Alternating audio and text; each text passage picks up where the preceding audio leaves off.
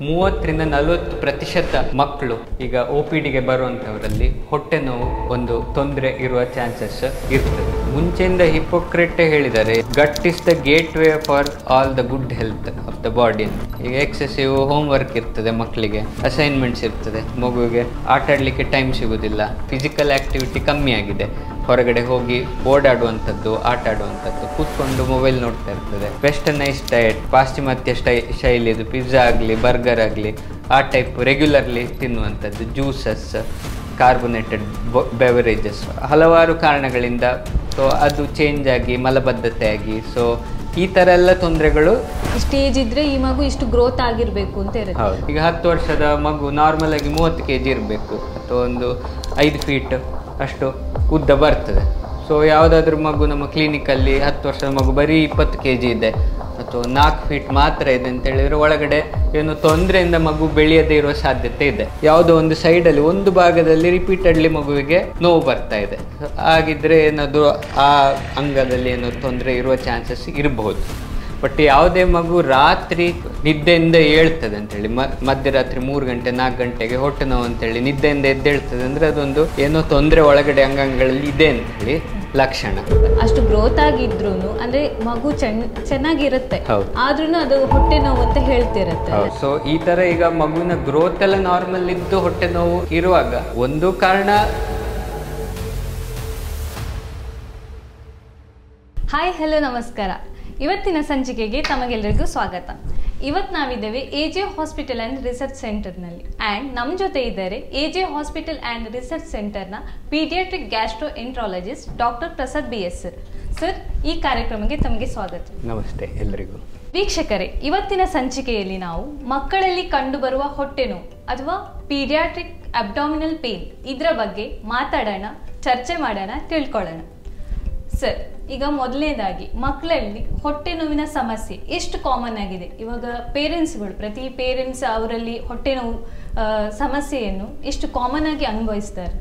ಈಗ ನಮ್ಮ ಮಕ್ಕಳಲ್ಲಿ ಸಾಮಾನ್ಯವಾಗಿ ಕಂಡುಬರೋ ಒಂದು ಪ್ರಾಬ್ಲಮ್ ಹೊಟ್ಟೆ ನೋವು.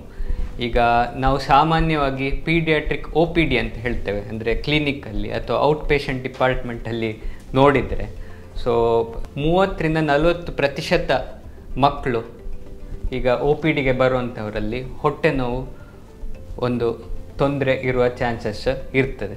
ಈಗ ಮತ್ತೊಂದು ಎಂತಂತ ಹೇಳಿದರೆ ಇನ್ ಪೇಷಂಟ್ ಅಂದರೆ ಅಡ್ಮಿಟ್ ಆಗಿರೋ ಪೇಷಂಟ್ ಆಗಿರ್ಬೋದು ಅಥವಾ ಪೀಡಿಯಾಟ್ರಿಕ್ ಎಮರ್ಜೆನ್ಸಿ ಅಂದರೆ ಸಡನ್ನಾಗಿ 24/7 ಎಮರ್ಜೆನ್ಸಿಗೆ ಬರುವ ಮಕ್ಕಳಲ್ಲಿ ಒಂದು 10ರಿಂದ 20% ಮಕ್ಕಳು ಹೊಟ್ಟೆ ನೋವು ತೊಂದರೆ ಇಟ್ಕೊಂಡು ಬರ್ಬೋದು. ಈಗ ಇಂಗ್ಲೀಷಲ್ಲಿ ನಾವು ಹೇಳೋದಾದರೆ ಅಬ್ಡಾಮಿನ್ ಇಸ್ ಎ ಪ್ಯಾಂಡೋರಸ್ ಬಾಕ್ಸ್ ಅಂತೇಳಿ ಒಂದು ಹೇಳ್ತಾರೆ. ಸೊ ಎಂತಂತ ಹೇಳಿದರೆ ನಮ್ಮ ಹೊಟ್ಟೆಯಲ್ಲಿ ಹಲವಾರು ಅಂಗಗಳಿದೆ. ಈಗ ಜಠರ ಇರ್ಬೋದು, ಸ್ಟಮಕ್ ಅಂತೇಳಿ ಹೇಳ್ತೇವೆ. ಈಗ ಇಲ್ಲದಿದ್ದರೆ ಲಿವರ್ ಇರ್ಬೋದು, ಪಿತ್ತಜನಕಾಂಗ, ಅಥವಾ ಗಾಲ್ ಬ್ಲ್ಯಾಡರ್ ಅಂತ ಹೇಳ್ತೇವೆ, ಪಿತ್ತಕೋಶ ಅಥವಾ ಪಿತ್ತದ ಪೈಪ್ ಇರ್ಬೋದು, ಸ್ಪ್ಲೀನ್ ಆಗಿರ್ಬೋದು, ಸಣ್ಣ ಕರುಳು, ದೊಡ್ಡ ಕರುಳು, ಮೂತ್ರಪಿಂಡ, ಮೂತ್ರಕೋಶ. ಸೊ ಈ ಹಲವಾರು ಅಂಗಗಳು ನಮ್ಮ ಹೊಟ್ಟೆಯಲ್ಲಿ ಇವೆ. ಯಾವುದೇ ಅಂಗಾಂಗಗಳಿಗೆ ತೊಂದರೆ ಆದರೂ ಹೊಟ್ಟೆ ನೋವು ಒಂದು ಲಕ್ಷಣವಾಗಿ ಕಾಣಿಸ್ಕೊಳ್ಬೋದು. ಈಗ ಹೊಟ್ಟೆಯಲ್ಲಿ ಅಲ್ಸರ್ ಆದಿತ್ತು ಅಥವಾ ಲಿವರ್ನ ಇನ್ಫೆಕ್ಷನ್ ಆಗಿರ್ಬೋದು ಅಥವಾ ಪಿತ್ತಕೋಶದಲ್ಲಿ ಕಲ್ಲಾಗಿರ್ಬೋದು. ಸೊ ಹೀಗೆ ಹಲವಾರು ತೊಂದರೆಗಳು ಬರ್ತದೆ. ಸೊ ಇದು ತುಂಬ ಸಾಮಾನ್ಯವಾದ ಪ್ರಾಬ್ಲಮ್. ಈಗ ಮಕ್ಕಳಲ್ಲಿ ಹೊಟ್ಟೆ ನೋವು ಬರೋದಕ್ಕೆ ಏನು ಕಾರಣ ಇರ್ಬೋದು? ಈಗ ಸಣ್ಣ ಮಕ್ಕಳಿಂದ ಒಂದು ಟೀನೇಜ್ ಅವರಿಗೆ ಹೊಟ್ಟೆ ನೋವು ಬಂದರೆ ಅದು ಯಾವ ಥರ ಡಿಫ್ರೆನ್ಸ್ ಇರ್ಬೋದು? ಸಣ್ಣ ಮಕ್ಕಳಿಗೆ ಬರುವ ಹೊಟ್ಟೆ ನೋವಿಗೂ ಟೀನೇಜ್ ಅವರು ಬರುವ ಹೊಟ್ಟೆ ನೋವಿಗೂ ಏನು ಡಿಫ್ರೆನ್ಸ್ ಇರ್ಬೋದು? ಹೊಟ್ಟೆ ನೋವು ಎಂಬುದು ತುಂಬ ಬ್ರಾಡ್ ಸಿಂಪ್ಟಮ್. ಈಗ ಪೀಡಿಯಾಟ್ರಿಕ್ ಎಮರ್ಜೆನ್ಸಿಗೆ ಅಥವಾ OPDಗೆ ಸಡನ್ ಸಿವಿಯರ್ ಪೇನ್ ಅಂತೇಳಿ ಬಂದರೆ, ಅಂದರೆ 1 ದಿನವೋ 2 ದಿನವೋ ಅಥವಾ ಕೆಲವು ಗಂಟೆಗಳು ತುಂಬ ಜೋರಾಗಿ ನೋವು ಬಂತು ಅಂತೇಳಿ ಯಾವುದಾದ್ರೂ ಪೇರೆಂಟ್ಸ್ ಕರ್ಕೊಂಡು ಬಂದರೆ, ಸೊ ಆ ಥರ ಕಂಡೀಷನಲ್ಲಿ ನಾವು ಈಗ ಸರ್ಜಿಕಲ್ ಪ್ರಾಬ್ಲಮ್ಸ್ ಏನಾದರೂ ಇದೆಯಾ ಅಂತೇಳಿ ನೋಡಬೇಕಾಗ್ತದೆ. ಸೊ ಈಗ ಅಪೆಂಡಿಸೈಟಿಸ್ ಇರ್ಬೋದು, ಅಂದರೆ ಅಪೆಂಡಿಕ್ಸ್ ಇದರ ಇನ್ಫೆಕ್ಷನ್ ಆಗುವಂಥದ್ದು. ಸೊ ಅದರಲ್ಲಿ ಈಗ ಯೂಶ್ವಲಿ ಒಂದು 10 ವರ್ಷ 12 ವರ್ಷದ ಮಕ್ಕಳು ಸಡನ್ನಾಗಿ ಹೊಟ್ಟೆ ನೋವು ಹೊಕ್ಕಳಿನ ಹತ್ರ ಬಂದರೆ ನಾವು ಅಪೆಂಡಿಸೈಟಿಸ್ ಇರ್ಬೋದಾ ಅಂಥೇಳಿ ನಾವು ಫಸ್ಟ್ ನೋಡ್ತೇವೆ. ಜ್ವರ ಅಥವಾ ವಾಂತಿ ಅಥವಾ ಲೂಸ್ ಮೋಷನ್ ಒಟ್ಟಿಗೆ ಇರ್ಬೋದು ಅಂಥ ಮಕ್ಕಳಲ್ಲಿ. ಈಗ ಬೇರೆ ಕಾಯಿಲೆಗಳು ನೋಡಿದರೆ ಈಗ ಇಂಟುಸೆಪ್ಷನ್ ಅಂತೇಳಿ ಹೇಳ್ತೇವೆ. ಈಗ ಸಣ್ಣ ಮಕ್ಕಳು ಲೂಸ್ ಮೋಷನ್ ಅತಿಸಾರ ಆಗಿ ಈಗ ಸಡನ್ ಆಗಿ ಮೋಷನಲ್ಲಿ ಇದು ರಕ್ತಸ್ರಾವ ಆಗುವಂಥದ್ದು, ಈಗ ಇದು ಮಲದಲ್ಲಿ ರಕ್ತಸ್ರಾವ ಆಗಿ, ಅಥವಾ ರಿಪೀಟೆಡ್ ವಾಮಿಟಿಂಗ್ ಅಂತ ಹೇಳ್ತೇವೆ, ಬಿಲಿಯಸ್ ವಾಮಿಟಿಂಗ್ ಅಂತ, ಹಸಿರು ಬಣ್ಣದ ವಾಮಿಟಿಂಗ್ ಆಗುವಂಥದ್ದು. ಸೊ ಆ ಥರ ಲಕ್ಷಣಗಳು ಇಟ್ಕೊಂಡು ಇಂಟರ್ಸೆಪ್ಷನ್ ಪ್ರಾಬ್ಲಮ್ ಬರ್ಬೋದು. ಅಂದರೆ ಒಂದು ಕರುಳು ಇನ್ನೊಂದು ಕರುಳೊಟ್ಟಿಗೆ ಗಂಟು ಹಾಕಿಕೊಂಡು ಸಿಕ್ಕಾಕ್ಕೊಂಡು ಈಗ ಅಬ್ಸ್ಟ್ರಕ್ಷನ್, ಅಂದರೆ ನಮ್ಮ ಇದು ಆಹಾರ ಮೂಮೆಂಟ್ ಆಗಲಿಕ್ಕೆ ಅದನ್ನು ಇದು ಅಡೆತಡೆ ಉಂಟಾದರೆ ಈ ಥರ ಪ್ರಾಬ್ಲಮ್ ಬರ್ಬೋದು. ಪ್ಯಾಂಕ್ರೆಟೈಟಿಸ್, ಅಕ್ಯೂಟ್ ಪ್ಯಾಂಕ್ರೆಟೈಟಿಸ್ ಅಂತೇಳಿ ಹೇಳ್ತೇವೆ. ಈಗ ಮೇದೋಜೀರಕ ಗ್ರಂಥಿ ಅದರ ಇನ್ಫೆಕ್ಷನ್, ಅಕ್ಯೂಟ್ ಪ್ಯಾಂಕ್ರೆಟೈಟಿಸ್ ಅಂದರೆ ತುಂಬ ಜೋರಾಗಿ ಮೇಲ್ಭಾಗದ ಹೊಟ್ಟೆಯಲ್ಲಿ ನೋವು ಬರುವಂಥದ್ದು, ಬೆನ್ನಲ್ಲಿ ನೋವು, ರಿಪೀಟೆಡ್ಲಿ ವಾಮಿಟಿಂಗ್, ವಾಂತಿ ಆಗುವಂಥದ್ದು. ಸೊ ಆ ಥರ ಮಕ್ಕಳು ಕೆಲವೊಮ್ಮೆ ಬರ್ತಾರೆ. ಗ್ಯಾಸ್ಟ್ರೈಟಿಸ್ ಅಂತ ಹೇಳ್ತೇವೆ. ಈಗ ಏನಾದರೂ ಔಟ್ಸೈಡ್ ಫುಡ್, ನಾವು ಹೊರಗಡೆ ಏನಾದರೂ ಫುಡ್ ತಗೊಂಡಿದ್ದೇವೆ, ಸೊ ಅದರಿಂದ ಗ್ಯಾಸ್ಟ್ರಿಕ್ ಸಮಸ್ಯೆ ಬಂತು, ಸೊ ಹೊಟ್ಟೆಯಲ್ಲಿ ಉರಿ ಬರುವಂಥದ್ದು, ತೇಗು ಬರುವಂಥದ್ದು, ಎದೆಯಲ್ಲಿ ಉರಿ. ಸೊ ಆ ಥರನೂ ಕೆಲವೊಮ್ಮೆ ಮಕ್ಕಳು ಬರ್ತಾರೆ. ಅಥವಾ ಕೆಲವೊಮ್ಮೆ ಕಿಡ್ನಿಯಲ್ಲಿ ಕಲ್ಲು, ಪಿತ್ತಕೋಶದಲ್ಲಿ ಕಲ್ಲು, ಆ ಥರದವರು ಸಡನ್ನಾಗಿ ನೋವು ಇಟ್ಕೊಂಡು ಆ ಕಲ್ಲು ನಮ್ಮ ಇದು ಮೂತ್ರದ ಫ್ಲೋ ಅಥವಾ ಪಿತ್ತದ ಫ್ಲೋಯಿಗೆ ಬ್ಲಾಕ್ ಮಾಡಿದಾಗ ಸಡನ್ನಾಗಿ ನೋವು ತಕ್ಕೊಂಡು ಬರುವ ಸಾಧ್ಯತೆ ಇದೆ. ಸೊ ಮತ್ತು ಟೆಸ್ಟಿಕ್ಯುಲರ್ ಟಾರ್ಷನ್, ಒವೇರಿಯನ್ ಟಾರ್ಷನ್ ಅಂತ ಹೇಳ್ತೇವೆ. ನಮ್ಮ ಅಂಡಾಣು ವೀರ್ಯಾಣು ಇರುವಂತಹ ಭಾಗ ಟಾರ್ಷನ್ ಅಂದರೆ ಸುತ್ತಕೊಂಡು ಗಂಟು ಹಾಕ್ಕೊಂಡು ಸಡನ್ನಾಗಿ ನೋವು ಬರುವಂಥದ್ದು ಇದೆ. ಆಬ್ಸ್ಟ್ರಕ್ಟೆಡ್ ಹರ್ನಿಯಾ ಅಂತೇಳಿ, ಹರ್ನಿಯಾ ಸಮಸ್ಯೆ, ಸಡನ್ನಾಗಿ ಅದರಲ್ಲಿ ಇದ್ದ ಕರುಳು ಬ್ಲಾಕ್ ಆದಾಗ ಸಡನ್ನಾಗಿ ನೋವು ಬಂದು ಬರುವ ಸಮಸ್ಯೆಗಳಿರುತ್ತೆ. ಸೊ ಈ ಥರ ಎಲ್ಲ ಕಾಯಿಲೆಗಳು ಸಡನ್ನಾಗಿ ಸಿವಿಯರ್ ನೋವು ತಕ್ಕೊಂಡು ಬರುವಂಥದ್ದು. ಇನ್ನೊಂದು ವೆರೈಟಿ ನಮ್ಮ ಇದು ಕ್ಲಿನಿಕ್ಕಿಗೆ ಬರ್ತಾರೆ, ದೀರ್ಘಕಾಲದ ನೋವು. ಅಂದರೆ ಮಗುವಿಗೆ ತುಂಬ ಸಮಯದಿಂದ ಅವಾಗ ನೋವು ಬರ್ತದೆ ಹೋಗ್ತದೆ. ಸೊ ಈ ಥರ ಇದ್ದಾಗ ಮೇನ್ಲಿ 2 ರೀತಿಯ ತೊಂದರೆಗಳು ಕಾಣಿಸ್ತದೆ. ಸೊ ಒನ್ ಇಸ್ ಆರ್ಗ್ಯಾನಿಕ್ ಕಾಸ್ ಅಂತ ಹೇಳ್ತೇವೆ. ಈಗ ಮಗುವಿನ ಯಾವುದೋ ಒಂದು ಅಂಗಾಂಗದಲ್ಲಿ ಏನು ತೊಂದರೆಯಿಂದಾಗಿ ನೋವು ಬರುವಂಥದ್ದು. ಈಗ 2ನೇ ವಿಭಾಗ ಫಂಕ್ಷನಲ್ ಅಬ್ಡಾಮಿನಲ್ ಪೇನ್ ಅಂತ ಹೇಳ್ತೇವೆ. ಸೊ ಯಾವ ಅಂಗಾಂಗಗಳಲ್ಲಿ ಎಂಥ ಮೇಜರ್ ತೊಂದರೆ ಇಲ್ಲದೆ ಅವಾಗ ನೋವು ಕಾಣಿಸ್ಕೊಳ್ಳುವಂಥದ್ದು. ಸೊ ನಾವು ಮೇನ್ಲಿ ಫೋಕಸ್ ಮಾಡಬೇಕಾಗಿರೋದು ಆರ್ಗ್ಯಾನಿಕ್ ಕಾಸಸ್ ಮೇಲೆ, ಈಗ ಏನು ತೊಂದರೆ ಇರಬಹುದು ಅಂತೇಳಿ. ಈಗ ಆ ಥರ ತೊಂದರೆ ಬಂದರೆ, ಈಗ ನಾವು ಮಕ್ಕಳ ವಯಸ್ಸಿನ ಮೇಲೆ ಡಿವೈಡ್ ಮಾಡಿದರೆ, ಏಜ್ ಗ್ರೂಪ್ ಮೇಲೆ, ಈಗ ಲೆಸ್ ದೆನ್ 1 ಇಯರ್, ಈಗ 1 ವರ್ಷದಿಂದ ಕೆಳಗಿನ ಮಕ್ಕಳಲ್ಲಿ ಸಾಮಾನ್ಯವಾಗಿ ಕಂಡುಬರೋ ತೊಂದರೆಗಳು ಏನಂತ ಹೇಳಿದರೆ ಗ್ಯಾಸ್ಟ್ರೋಇಸೋಫೇಜಿಯಲ್ ರಿಫ್ಲೆಕ್ಸ್ ಡಿಸೀಸ್ ಅಂತೇಳಿ ಹೇಳ್ತೇವೆ. ಸೊ ಹೊಟ್ಟೆಯಲ್ಲಿ ಹಾಲು ಹೋದದ್ದು ರಿವರ್ಸ್ ಅನ್ನನಾಳಕ್ಕೆ ಬಂದು ಅದರಲ್ಲಿ ಅನ್ನನಾಳದ ಉರಿ ಅಥವಾ ಹೊಟ್ಟೆಯಲ್ಲಿ ನೋವು ಕಾಣಿಸ್ಕೊಳ್ಳುವಂಥದ್ದು ಸಾಮಾನ್ಯ ತೊಂದರೆ. ಸೊ GERD ಅಂತ ಹೇಳಿ. ಸೊ ಈ ಥರ ಮಕ್ಕಳಿಗೆ ಅವಾಗ ನೋವು, ಹೆಚ್ಚಾಗಿ ಅಳುವುದಂಥದ್ದು, ಅಥವಾ ರಿಪೀಟೆಡ್ಲಿ ವಾಂತಿ, ಸ್ಪಿಟ್ಟಿಂಗ್ ಅಂದರೆ ಸ್ವಲ್ಪ ವಾಂತಿ ಆಗುವಂಥದ್ದು ಹಾಲು. ಸೊ ಆ ಥರ ತೊಂದರೆಯಿಂದ ಬರ್ಬೋದು. ಇಲ್ಲದಿದ್ದರೆ ಫುಡ್ ಅಲರ್ಜಿ ಅಂತೇಳಿ ಹೇಳ್ತೇವೆ ಈ ಥರ 1 ವರ್ಷದ ಕೆಳಗಿನ ಮಕ್ಕಳಲ್ಲಿ.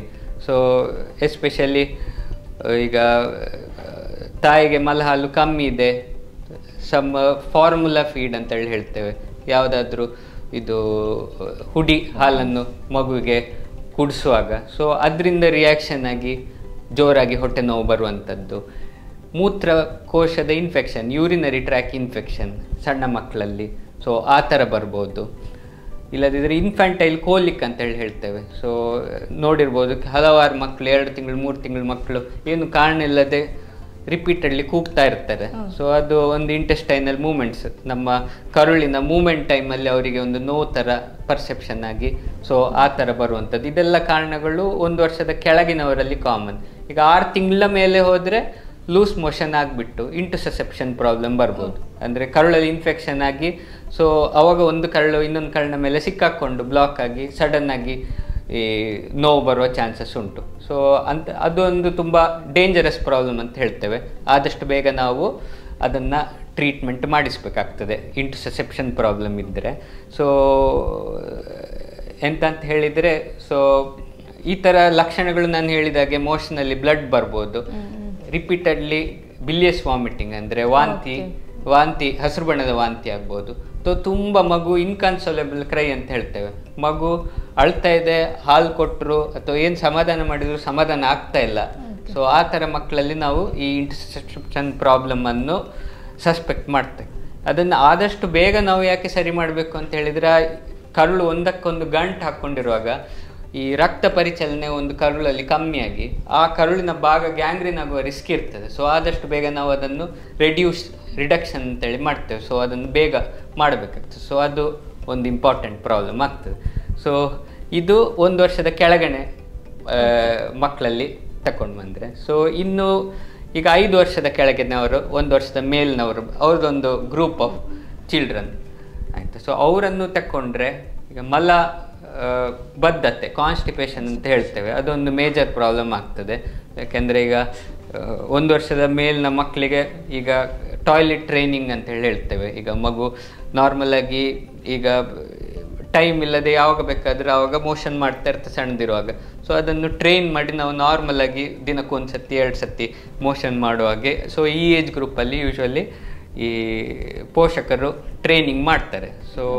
ಸೊ ಈ ಟೈಮಲ್ಲಿ ಕಾನ್ಸ್ಟಿಪೇಷನ್ ಬಂದು ಹೊಟ್ಟೆ ನೋವು ಬರ್ಬೋದು ಈ ಥರ ತೊಂದರೆ ಇದ್ದವರಲ್ಲಿ. ಮತ್ತು ಕರುಳಲ್ಲಿ ಇನ್ಫೆಕ್ಷನ್. ಸೊ ಈಗ ಟಾಡ್ಲರ್ ಏಜ್ ಗ್ರೂಪ್ 1 ವರ್ಷದ ಮೇಲೆ ಈಗ ಇದು ಕೈಯಲ್ಲಿ ಸಿಕ್ಕಿದ್ದೆಲ್ಲ ಬಾಯಿಗೆ ಹಾಕುವ ಒಂದು ಅಭ್ಯಾಸ ಇರ್ತದೆ. ಸೊ ಆ ಟೈಮಲ್ಲಿ ಮಗುವಿಗೆ ಇನ್ಫೆಕ್ಷನ್ ಆಗೋ ಚಾನ್ಸಸ್ ಇರ್ತದೆ. ಅಥವಾ 3 ವರ್ಷದ ಮಗು ಪ್ಲೇ ಹೋಮಿಗೆ ಹೋಗ್ತದೆ, ಬೇರೆ ಮಕ್ಕಳಿಂದ ಇನ್ಫೆಕ್ಷನನ್ನು ತಗೊಂಡು ಬರ್ತದೆ. ಸೊ ಆ ಟೈಮಲ್ಲಿ ಲೂಸ್ ಮೋಷನ್ ಆಗುವಂಥದ್ದು, ಕರುಳಿನ ಇನ್ಫೆಕ್ಷನ್, ಗ್ಯಾಸ್ಟ್ರೋಎಂಟ್ರೈಟಿಸ್ ಅಂತ ಹೇಳ್ತೇವೆ. ಸೊ ಅದು ಕಾಮನ್. ಸೊ ಈ ಥರ ಈಗ 5 ವರ್ಷದಿಂದ 15 ವರ್ಷ. ಸೊ ಈಗ ದೊಡ್ಡ ಮಕ್ಕಳಲ್ಲಿ ನಾವು ಸ್ಕೂಲ್ ಗೋಯಿಂಗ್ ಚಿಲ್ಡ್ರನ್ ಅಂತ ಹೇಳ್ತೇವೆ. ಸೊ ಆ ಥರದವರಲ್ಲಿ ಈಗ ದೀರ್ಘಕಾಲದ ನೋವು ಬಂದರೆ, ಸೊ ಅವಾಗ ಈಗ ಅವರಲ್ಲಿ ಸಾಮಾನ್ಯವಾಗಿ ಕಂಡುಬರುವ ಕಾಯಿಲೆಗಳೇನೆಂದರೆ ಈಗ ಜಠರ, ಅಂದರೆ ಹೊಟ್ಟೆಯಲ್ಲಿ ಹುಣ್ಣಾಗ್ಬೋದು, ಅಲ್ಸರ್ ಡಿಸೀಸ್ ಅಂತೇಳಿ ಹೇಳ್ತೇವೆ. ಸೊ ಸ್ಟಮಕ್ ಅಥವಾ ಡಿಯೋಡ್ನಲ್ ಅಲ್ಸರ್, ಕರುಳಲ್ಲಿ ಅಥವಾ ಹೊಟ್ಟೆಯಲ್ಲಿ ಅಲ್ಸರ್ ಆಗುವಂಥದ್ದು. ಇನ್ನು ಇನ್ಫ್ಲಮೇಟ್ರಿ ಬವೆಲ್ ಡಿಸೀಸ್ ಅಂತೇಳಿ ಒಂದು ಕಾಯಿಲೆ ಇದೆ. ಸೊ ಅದೀಗ ತುಂಬ ಸ್ವಲ್ಪ ಈ ಲಾಸ್ಟ್ 10 years 10 ವರ್ಷ ತಗೊಂಡ್ರೆ ತುಂಬ ಈ ರೀತಿಯ ಕಾಯಿಲೆಗಳು ಜಾಸ್ತಿ ಆಗ್ತಾ ಇದೆ. ಅಂದರೆ ಯಾವುದೇ ಮಗು ದೀರ್ಘಕಾಲದ ಲೂಸ್ ಮೋಷನ್ನು, ಅಂದರೆ ಅತಿಸಾರಾಗಿ ಅಥವಾ ತೂಕ ಕಮ್ಮಿಯಾಗಿ ಅಥವಾ ಮೋಷನಲ್ಲಿ ಬ್ಲಡ್ ಬಂದು ಅಥವಾ ತೂಕ ಸಡನ್ನಾಗಿ ಅನ್ಎಕ್ಸ್ಪ್ಲೇನ್ಡ್ ಕಮ್ಮಿಯಾಗಿ ಅಥವಾ ಲಾಂಗ್ ಟರ್ಮ್ ಪೇನ್ ಅಬ್ಡಾಮನ್ ಅಂತ ಹೇಳ್ತೇವೆ, ಹೊಟ್ಟೆ ನೋವು, ಆ ರೀತಿ ಬಂದರೆ ನಾವು ಇನ್ಫ್ಲಮೇಟ್ರಿ ಬವೆಲ್ ಡಿಸೀಸನ್ನು ಸಸ್ಪೆಕ್ಟ್ ಮಾಡ್ತೇವೆ. ಅಂದರೆ ಇದರಲ್ಲಿ ಹೊಟ್ಟೆಯಲ್ಲಿ ಅಥವಾ ಕರುಳಿನಲ್ಲಿ ಅಥವಾ ದೊಡ್ಡ ಕರುಳಲ್ಲಿ ಮಲ್ಟಿಪಲ್ ಅಲ್ಸರ್ ಇದ್ದು ಅಜೀರ್ಣ ಆಗಿ ಅಥವಾ ರಕ್ತಸ್ರಾವಾಗಿ ಸೊ ಈ ಥರ ಮಕ್ಕಳು ಬರುವ ಸಾಧ್ಯತೆ ಇರ್ತದೆ. ಇನ್ನು ಕ್ರಾನಿಕ್ ಪ್ಯಾಂಕ್ರೆಟೈಟಿಸ್ ಅಂತೇಳಿ ಹೇಳ್ತೇವೆ. ಈಗ ಇದು ಪ್ಯಾಂಕ್ರಿಯಸ್ ಗ್ರಂಥಿ ಇನ್ಫೆಕ್ಷನ್, ಮೇದುಜೀರಕ ಗ್ರಂಥಿ ಇನ್ಫೆಕ್ಷನ್ ಆಗಿ ಅವಾಗ ನೋವು ತಗೊಂಡು ಬರುವಂಥ ಮಕ್ಕಳು. ಇನ್ನು ಪಿತ್ತಕೋಶದ ಕಲ್ಲು, ಮೂತ್ರಕೋಶದ ಕಲ್ಲು ಈ ಏಜ್ ಗ್ರೂಪಲ್ಲಿ ಕಾಮನ್, ಈಗ ಸಾಮಾನ್ಯವಾಗಿ ಕಂಡುಬರುವಂಥದ್ದು. ಲಿವರಲ್ಲಿ ಇನ್ಫೆಕ್ಷನ್ ಆಗ್ಬೋದು, ಹೆಪಟೈಟಿಸ್ ಎ ಆರ್ ಇ, ಅವರು ಹೊರಗಡೆ ಫುಡ್ ತಗೊಂಡಾಗ ಇನ್ಫೆಕ್ಷನ್ ಆಗಿ ಬರುವಂಥದ್ದು. ಸೊ ಈ ಥರ ಎಲ್ಲ ತೊಂದರೆಗಳು ಕಾಣಿಸ್ಕೊಳ್ಬೋದು ಈಗ ದೊಡ್ಡ ಮಕ್ಕಳಲ್ಲಿ. ಇವಾಗ ನೀವು ಸರ್ ಏಜ್ ಡಿವಿಷನ್ ಮಾಡಿದ್ರಿ, 5 yearsಯಿಂದ ಕೆಳಗೆ, 5 yearsಯಿಂದ ಮೇಲೆ ಅಂತ. ಸೊ ಹಾಗೆ ಈಗ 5 yearsಯಿಂದ ಕೆಳಗೆ ಅಂದರೆ ಮಕ್ಕಳಿಗೆ ಏನಾದ್ರು ಹೊಟ್ಟೆ ನೋವಾದರೆ ಅಥವಾ 1 yearಯಿಂದ ಕೆಳಗೆ ಮಕ್ಕಳಿಗೆ ಹೊಟ್ಟೆ ನೋವಾದರೆ ಅವ್ರು ಜಸ್ಟ್ ಅಳ್ತಾರೆ ಅಷ್ಟೇ. ಆವಾಗ ಅಳ್ತಾ ಇರ್ತಾರೆ, ನಮಗೆ ಅದು ಅಷ್ಟು ಗಂಭೀರ ಅಂತ ಅಂದರೆ ಒಂದ್ಸಲ ಅಳ್ತಾರೆ ಮತ್ತೆ ಬಿಡ್ತಾರೆ ಅನ್ಸೋದಿಲ್ಲ, ಗಂಭೀರ ಅಂತ ಅನ್ಸೋದಿಲ್ಲ. 5 years ಮೇಲೆ ಅಂದರೆ ಅವ್ರು ಎಕ್ಸ್ಪ್ಲೇನ್ ಮಾಡ್ಬೋದು ನಮಗೆ ಹೀಗಾಗ್ತಿದೆ, ಇಲ್ಲಿ ನೋವಾಗ್ತಿದೆ ಅಂತ. ಇವಾಗ ಯಾವ ಟೈಮಲ್ಲಿ ಈಗ ಪೇರೆಂಟ್ಸಿಗೆ ಅದು ಆ ಹೊಟ್ಟೆ ನೋವು ಸಿವಿಯರ್ ಆಗಿದೆ, ನಾವು ಕನ್ಸಲ್ಟ್ ಆಗಬೇಕು ಆ ಥರ ಅನಿಸೋದು ಸರ್? ಈಗ ನಾನು ಒಂದು ಫಸ್ಟ್ ಆಫ್ ಆಲ್ ಏನು ಹೇಳಲಿಕ್ಕೆ ಪೋಷಕರಿಗೆ ಬಯಸ್ತೇನೆ ಅಂದರೆ, ಯಾವುದೇ ಮಗು ಒಂದು ದೀರ್ಘಕಾಲದಲ್ಲಿ ಒಂದು 2 ವಾರ 3 ವಾರ ಅಥವಾ ಕೆಲವು ತಿಂಗಳಿಂದ ಹೊಟ್ಟೆ ನೋವು ಅಂತ ಹೇಳಿದರೆ ಯಾವತ್ತು ಒಂದು ಸಲಹೆ ಮಕ್ಕಳ ತಜ್ಞರಲ್ಲಿ ಪಡ್ಕೊಳ್ಳೋದು ಯಾವತ್ತು ಒಳಿತು. ಅದರಲ್ಲಿ ಒಂದು ಬೇಸಿಕ್ ಟೆಸ್ಟ್ಸ್ ಅಥವಾ ಈಗ ಎಕ್ಸಾಮಿನೇಷನ್, ರೋಗ ಲಕ್ಷಣ ಕೇಳಿ ಒಂದು ಡಾಕ್ಟ್ರನ್ನು ಸಲಹೆ ತಕ್ಕೊಳ್ಳೋದು ಯಾವತ್ತು ಒಳಿತು, ಯಾವುದೇ ಹೊಟ್ಟೆ ನೋವಿಗಾದರೂ. ಸೊ ಈಗ ನಾವು ಯೂಶ್ವಲಿ ಏನಂತ ಹೇಳಿದರೆ, ಸೊ ಆ ಥರ ಮಕ್ಕಳಲ್ಲಿ ಕೆಲವೊಂದು ಸ್ಕ್ರೀನಿಂಗ್ ಮಾಡ್ತೇವೆ, ರೆಡ್ ಫ್ಲ್ಯಾಗ್ ಸೈನ್ಸ್ ಅಂತೇಳಿ ಹೇಳ್ತೇವೆ. ಸೊ ಯಾವ ಥರದ ಹೊಟ್ಟೆ ನೋವು ಗಂಭೀರವಾಗಿರ್ಬೋದು, ಯಾವ ಥರದ ಹೊಟ್ಟೆ ನೋವು ಫಂಕ್ಷನಲ್, ಅಂದರೆ ಏನು ಗಂಭೀರವಾದ ತೊಂದರೆ ಇಲ್ಲದೆ ಇರಬಹುದು ಅಂತೇಳಿ ನಾವು ಡಿವೈಡ್ ಮಾಡ್ತೇವೆ. ಸೊ ಗಂಭೀರ ಅಂತ ಹೇಳಿದರೆ ಈಗ ಮಗು ಪದೇ ಹೊಟ್ಟೆ ನೋವು ರಾತ್ರಿಯೂ ಎದ್ದೇಳ್ತಾ ಇದೆ ನಿದ್ದೆಯಿಂದ, ಆಯಿತು. ಈಗ ಕೆಲವೊಂದು ಮಕ್ಕಳಿಗೆ ಬೆಳಗಿನ ಹೊತ್ತು ಮಾತ್ರ ಸ್ಕೂಲಿಗೆ ಹೋಗುವಾಗ ಮಾತ್ರ ಹೊಟ್ಟೆ ನೋವು ಬರುವಂಥ ಸಾಧ್ಯತೆ ಇದೆ, ಆಯಿತು. ಈಗ ಸ್ಕೂಲಲ್ಲಿ ಏನಾದರೂ ಸ್ಟ್ರೆಸ್ ಆಗಿ ಅಥವಾ ಬೇರೆ ಏನೋ ಮಕ್ಕಳು ಬುಲ್ಲಿ ಮಾಡ್ತಾರೆ ಅಥವಾ ಹಾಗೇನಾದರೂ ಸ್ಟ್ರೆಸ್ ರಿಲೇಟೆಡ್ ಎಕ್ಸಾಮ್ ಬರುವಾಗ ಹೊಟ್ಟೆ ನೋವು ಆ ಟೈಪ್ ಬರೋ ಚಾನ್ಸಸ್ ಇದೆ. ಬಟ್ ಯಾವುದೇ ಮಗು ರಾತ್ರಿ ಇದು ನಿದ್ದೆಯಿಂದ ಹೇಳ್ತದೆ ಅಂಥೇಳಿ, ಮಧ್ಯರಾತ್ರಿ 3 ಗಂಟೆ 4 ಗಂಟೆಗೆ ಹೊಟ್ಟೆ ನೋವು ಅಂತೇಳಿ ನಿದ್ದೆಯಿಂದ ಎದ್ದೇಳ್ತದೆ ಅಂದರೆ ಅದೊಂದು ಏನೋ ತೊಂದರೆ ಒಳಗಡೆ ಅಂಗಾಂಗಗಳಲ್ಲಿ ಇದೆ ಅಂಥೇಳಿ ಲಕ್ಷಣ. ಆಯಿತು. ಇಲ್ಲದಿದ್ದರೆ ನಾನ್ ಮಿಡ್ಲೈನ್ ಪೇನ್ ಅಂತ ಹೇಳ್ತೇವೆ. ಈಗ ಯಾವುದೋ ಒಂದು ಸೈಡಲ್ಲಿ ಒಂದು ಭಾಗದಲ್ಲಿ ರಿಪೀಟೆಡ್ಲಿ ಮಗುವಿಗೆ ನೋವು ಬರ್ತಾ ಇದೆ. ಆಯಿತಾ. ಸೊ ಹಾಗಿದ್ದರೆ ಏನಾದರೂ ಆ ಅಂಗದಲ್ಲಿ ಏನೋ ತೊಂದರೆ ಇರುವ ಚಾನ್ಸಸ್ ಇರಬಹುದು. ಇಲ್ಲದಿದ್ದರೆ ಮಗು ಗ್ರೋತ್ ಫೇಲಿಯರ್ ಅಂತ ಹೇಳ್ತೇವೆ. ಅಂದರೆ ಮಗು ಪ್ರಾಯಕ್ಕೆ ತಕ್ಕ ಹಾಗೆ ತೂಕ ಅಥವಾ ಮಗುವಿನ ಎತ್ತರ ಸರಿಯಾಗಿ ಬೆಳೀತಾ ಇಲ್ಲ. ಈಗ 10 ವರ್ಷದ ಮಗು ನಾರ್ಮಲಾಗಿ 30 kg ಇರಬೇಕು, ಅಥವಾ ಒಂದು 5 ಫೀಟ್ ಅಷ್ಟು ಉದ್ದ ಬರ್ತದೆ. ಸೊ ಯಾವುದಾದ್ರೂ ಮಗು ನಮ್ಮ ಕ್ಲಿನಿಕಲ್ಲಿ 10 ವರ್ಷದ ಮಗು ಬರೀ 20 kg ಇದೆ ಅಥವಾ 4 ಫೀಟ್ ಮಾತ್ರ ಇದೆ ಅಂತ ಹೇಳಿದರೆ ಒಳಗಡೆ ಏನು ತೊಂದರೆಯಿಂದ ಮಗು ಬೆಳೆಯದೇ ಇರುವ ಸಾಧ್ಯತೆ ಇದೆ. ಸೊ ಗಂಭೀರ ಸಮಸ್ಯೆ ಇರುವ ಚಾನ್ಸಸ್ ಇರ್ತದೆ. ಸೊ ಗ್ರೋತ್ ಫೇಲಿಯರ್ ಅಂತ ಹೇಳ್ತೇವೆ. ಆಯಿತಾ. ಮತ್ತು ಪದೇ ಪದೇ ಮಗುವಿಗೆ ಜ್ವರ ಬರುವಂಥದ್ದು. ಸೊ ಈಗ ನಾರ್ಮಲ್ ಆಗಿಯೂ ಸ್ಕೂಲ್ ಹೋಗೋ ಮಕ್ಕಳಿಗೆ ಸ್ವಲ್ಪ ಜ್ವರ ಕಾಮನ್, ಬಟ್ ಪದೇ ಪದೇ ತಿಂಗಳಿಗೆ 2 ಬಾರಿ 3 ಬಾರಿ ಬರ್ತಾನೇ ಇದೆ ಮಗುವಿಗೆ ಜ್ವರ. ಸೊ ಅದು ಒಂದು ಕೆಲವೊಮ್ಮೆ ಇದು. ಇಲ್ಲದಿದ್ದರೆ ಮೋಷನಲ್ಲಿ ಬ್ಲಡ್ ಅವಾಗ ಬರ್ತಾ ಇದೆ. ಸೊ ಅದು ಕರುಳಿನ ಅಲ್ಸರಿಂದ ಬ್ಲೀಡಿಂಗ್ ಆಗಿ ಬರುವ ಸಾಧ್ಯತೆ ಇದೆ. ಸೊ ಆ ಥರ. ಇಲ್ಲದಿದ್ದರೆ ಬಿಲಿಯಸ್ ವಾಮಿಟಿಂಗ್, ಹೊಟ್ಟೆಯಿಂದ ವಾಪಸ್ ಹಸಿರು ಬಣ್ಣದ ವಾಂತಿ ಆಗ್ತಾ ಇದೆ ಮಗುವಿಗೆ. ಇಲ್ಲದಿದ್ದರೆ ಮಗುವಿನ ಗುದದ್ವಾರದ ಹತ್ತಿರ ಫಿಸ್ಟುಲಾ ಆ ಟೈಪ್ ಪ್ರಾಬ್ಲಮ್ ಆಗಿದೆ. ಕೆಲವೊಮ್ಮೆ ದೊಡ್ಡ ಮಕ್ಕಳು ಹೇಳಲಿಕ್ಕಿಲ್ಲ, ಅದು ನಾವು ಪರೀಕ್ಷೆ ಮಾಡುವಾಗ ಗೊತ್ತಾಗ್ತದೆ. ಸೊ ಅಲ್ಲಿ ಏನಾದರೂ ಕೀವಾಗಿರುವಂಥದ್ದು. ಸೊ ಆ ಥರ ಇದ್ದರೆ ಕರುಳಿನ ಒಳಗಡೆನೂ ತೊಂದರೆ, ಅಲ್ಸರ್ ಅಥವಾ ಆ ಥರ ರೀತಿಯ ಪ್ರಾಬ್ಲಮ್ ಇರ್ಬೋದು ಅಂಥೇಳಿ ನಾವು ಹೇಳ್ಬೋದು. ಮತ್ತು ರಕ್ತಹೀನತೆ, ಮಗುವನ್ನು ಪರೀಕ್ಷೆ ಮಾಡಿದಾಗ ಅನಿಮಿಯಾ ಅಂತ ಹೇಳ್ತೇವೆ. ರಕ್ತಹೀನತೆ ಮಗುವಿಗೆ ಇದೆ. ಆಯಿತು. ಅಥವಾ ಕೈಕಾಲು ಊದ್ಕೊಳ್ಳುವಂಥದ್ದು ಮಗುವಿನ. ಸೊ ಈ ಥರ ಎಲ್ಲ ಇದ್ದಾಗ ನಾವು ರೆಡ್ ಫ್ಲ್ಯಾಗ್ ಸೈನ್ಸ್ ಅಂತೇಳಿ ತಗೊಳ್ತೇವೆ ಮಗುವನ್ನು. ಸೊ ಆ ಥರ ಮಕ್ಕಳಿಗೆ ಒಳಗಡೆ ಏನೋ ಸಿಗ್ನಿಫಿಕೆಂಟ್ ಪ್ರಾಬ್ಲಮ್ ಇರುವ ಚಾನ್ಸಸ್ ಇರ್ತದೆ. ನಾವು ಫರ್ದರ್ ಟೆಸ್ಟ್ ಮಾಡಿ ಅದಕ್ಕೆ ಪರಿಹಾರ ಕಂಡುಕೊಳ್ಳುವ ಅವಶ್ಯಕತೆ ಬರ್ಬೋದು. ನೀವು ಅವಾಗೊಂದು ಟರ್ಮ್ ಯೂಸ್ ಮಾಡಿದ್ರಿ, ಫಂಕ್ಷನಲ್ ಅಬ್ಡಾಮಿನಲ್ ಪೇನ್. ಅಂದರೆ ಏನು ಸರ್? ನೀವು ಅದರ ಬಗ್ಗೆ ನಮ್ಮ ವೀಕ್ಷಕರಿಗೆ ಏನು ಹೇಳಲಿಕ್ಕೆ ಇಷ್ಟಪಡ್ತೀವಿ? ಓಕೆ, ಮುಂಚೆ ನಾನು ನಿಮ್ಮ ಹತ್ರ ಡಿಸ್ಕಸ್ ಮಾಡಿದ ಹಾಗೆ, ಈಗ ದೀರ್ಘಕಾಲದಲ್ಲಿ ಮಕ್ಕಳಿಗೆ ಹೊಟ್ಟೆ ನೋವು ಬರ್ತಾ ಇದ್ದರೆ ನಾವು 2 ಟೈಪ್ ಆಗಿ ಡಿವೈಡ್ ಮಾಡ್ತೇವೆ. ಸೊ ಒಂದು ಫಂಕ್ಷನಲ್ ಅಬ್ಡಾಮಿನಲ್ ಪೇನ್. ಸೊ ಆ ಥರ ಈಗ 100 ಮಕ್ಕಳು ಬಂದರೆ ಒಂದು 20% ಮಕ್ಕಳಿಗೆ 20-30% ಮಕ್ಕಳಿಗೆ ಫಂಕ್ಷನಲ್ ಅಬ್ಡಾಮಿನಲ್ ಪೇನ್ ಇರ್ಬೋದು. ಆಯಿತಾ. ಅಂದರೆ ಈ ಟೈಪ್ನ ಹೊಟ್ಟೆ ನೋವಿಗೆ ನಾವು ಕೆಲವೊಂದು ಪರೀಕ್ಷೆ ನಡೆಸಿದಾಗ ಏನು ಗಂಭೀರ ತೊಂದರೆ ಕಂಡು ಬರದಿದ್ದರೆ ಅದನ್ನು ನಾವು ಫಂಕ್ಷನಲ್ ಅಬ್ಡಾಮಿನಲ್ ಪೇನ್ ಅಂತೇಳಿ ಡಿವೈಡ್ ಮಾಡ್ತೇವೆ. ಸೊ ಇನ್ನೊಂದು ಆರ್ಗ್ಯಾನಿಕ್ ಕಾಸಸ್ ಅಂತ ಹೇಳಿದ್ರೆ ಮಗುಗೆ ಏನಾದರೂ ಅಂಗಾಂಗಗಳಲ್ಲಿ ಏನೋ ತೊಂದರೆಯಿಂದಾಗಿ ಒಳಗಡೆ ಸೊ ಅವಾಗ ಹೊಟ್ಟೆ ನೋವು ಬರುವಂಥದ್ದು. ಸೊ ಈ ಥರ 2 ಕ್ಲಾಸ್ ಆಗಿ ನಾವು ಡಿವೈಡ್ ಮಾಡ್ಬೋದು. ಸೊ ಈಗ ಫಂಕ್ಷನಲ್ ಅಬ್ಡಾಮಿನಲ್ ಪೇನ್ ಬಗ್ಗೆ ನಾನು ವೀಕ್ಷಕರಿಗೆ ಏನು ಹೇಳಲಿಕ್ಕೆ ಬಯಸ್ತೇನೆ ಅಂದರೆ, ಇದು ಕಾಮನ್, ಒಂದು ಸಾಮಾನ್ಯವಾದ ತೊಂದರೆ ಈಗ ಮಕ್ಕಳಲ್ಲಿ ಕಂಡುಬರುವಂಥದ್ದು. ಸೊ ಯೂಶ್ವಲಿ 4 ವರ್ಷದಿಂದ ಒಂದು 18 ವರ್ಷದವರೆಗೆ ಈಗ ಮಕ್ಕಳದ್ದು ಏಜ್ ಗ್ರೂಪ್ ತಗೊಂಡ್ರೆ ಈ ಏಜ್ ಗ್ರೂಪಲ್ಲಿ ಈ ಫಂಕ್ಷನಲ್ ಅಬ್ಡಾಮಿನಲ್ ಪೇನ್ ಬರುವಂಥದ್ದು ಕಾಮನ್.